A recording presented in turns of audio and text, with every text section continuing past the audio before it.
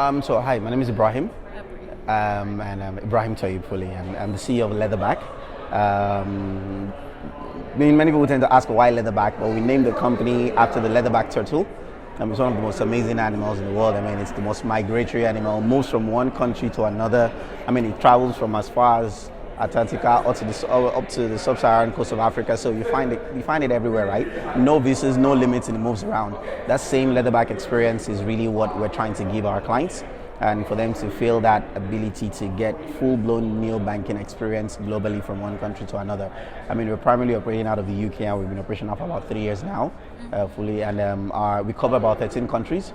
And our main goal is to connect frontier markets to developed markets and give individuals and businesses that global neo-banking experience. Yeah. So how does the whole banking experience work with, like, if I want to open a bank in Nigeria, but I just stay here? Like, can you just explain more about that? Correct. So the main difficulty we noticed was when I use startups as an example, right? Many startups raise funds in the US here. Many people raise funds in Silicon Valley and all.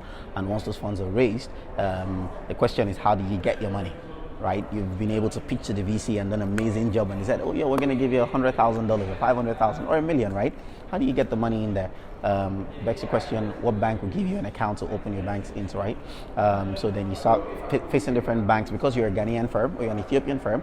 These countries are categorized as high risk. Nigerian firms, it may be high risk. The banks are going to start telling you here in the US, we can't open bank accounts for you, so you don't have a place to get your money into, and your VCs are not going to send the money down to Nigeria or down to Ghana. So whatever bank you get might be a bank where they might decide to hold the money, but you don't even have that interconnectivity to exchange the money from that country because you need to use it in your local currency at the end of the day. That's where you operate, right? So that's where Leatherback comes in. Leatherback is that regulated entity. We're regulated in 4 countries right now. In the UK, we're an EMI. We're regulated in Canada as an MSB, in Ethiopia, and also in Nigeria.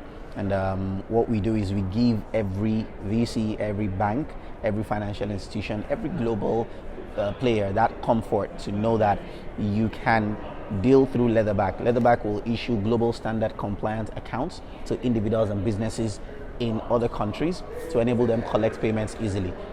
So sending money is easy, but collections is the hard part. So if you're offering business in Nigeria, if you're offering a service in Nigeria and you need to collect payments from the US, the easiest way to do that is to have a local US account for the person paying you in the US to pay through the local means, ACH or Fedwire, right? So, or maybe Zelle or something. So that's what we provide you. We give that account to that Mr. Ibrahim in Nigeria to make sure he's able to collect his money easily. Now, collecting is one thing. We also make sure the accounts are connected. So when we give you a US account, we also give you a Nigerian account where you can exchange conveniently. If you decide to tap into your capital in the US, you can exchange to your Naira and use your Naira. And if you also want to do the other way around, where you have Naira and you want to maybe move your profit down to your money in the US, you can do the same thing easily. That's how it applies to startups. But for regular businesses, it's as easy as that person who sells on Instagram, sells shoes or sells bags or something. You're in the US, you need to sell in Nigeria. The easiest way for that person in Nigeria to buy whatever you're selling is to give you Naira.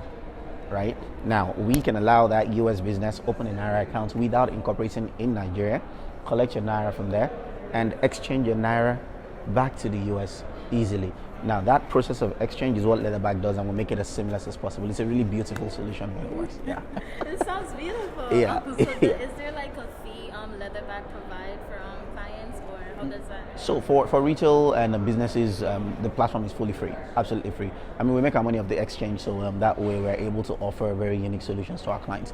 There is a fee for payments institutions because we also service some payments institutions globally, provide them with banking infrastructures to and all. But generally for individuals and businesses, it's typically free. Our aim is to really drive trade and promote commerce. So anywhere there's trade, you're a buyer, you're a seller, you're looking to collect payments. We want that typical young person who has decided to just start selling wristwatches online to not just think about selling in Nigeria or in Ghana, because that's where you are. We want you to know that all you need is a bank account abroad and your Instagram or Facebook page to start publicizing in those places, and you can start selling there and collect money. That's really what we want, and that's what we're going That's for. so good. So do you Leatherback plan on expanding?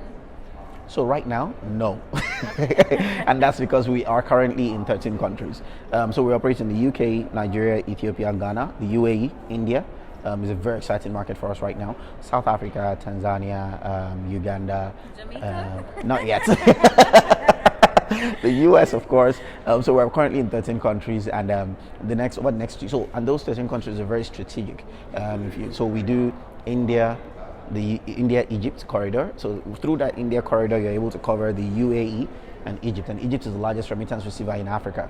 The country that sends the largest remittance into Egypt is Saudi Arabia, which is also in that corridor, right? We have the UK, Nigeria, the US, Nigeria, and West Africa, which is also a very heavy corridor, right? And you also have the UAE and all. So those trade routes are the things that we're focused on.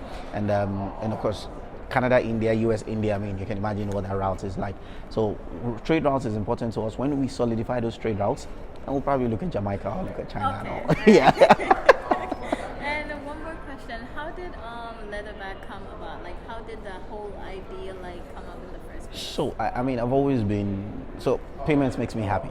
I should say I enjoy payments a lot, and so I've been exposed to trade from a very young age. I mean, and I know the difficulties of sending money and receiving money. I mean, it's quite difficult.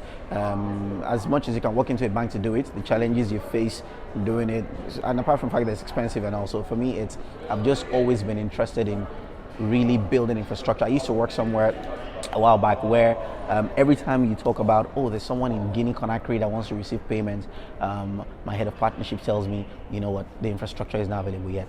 We're working on it. 2 years, 3 years, it's infrastructure. And I'm like, you know what does it take to actually get this infrastructure done? Let's get it done. Let's start from the basics. And so the passion to actually build that infrastructure to enable people, which is what we're doing now. We're enabling other African neobanks, other African fintechs who want to leverage our APIs to also allow them connect and tap into global markets.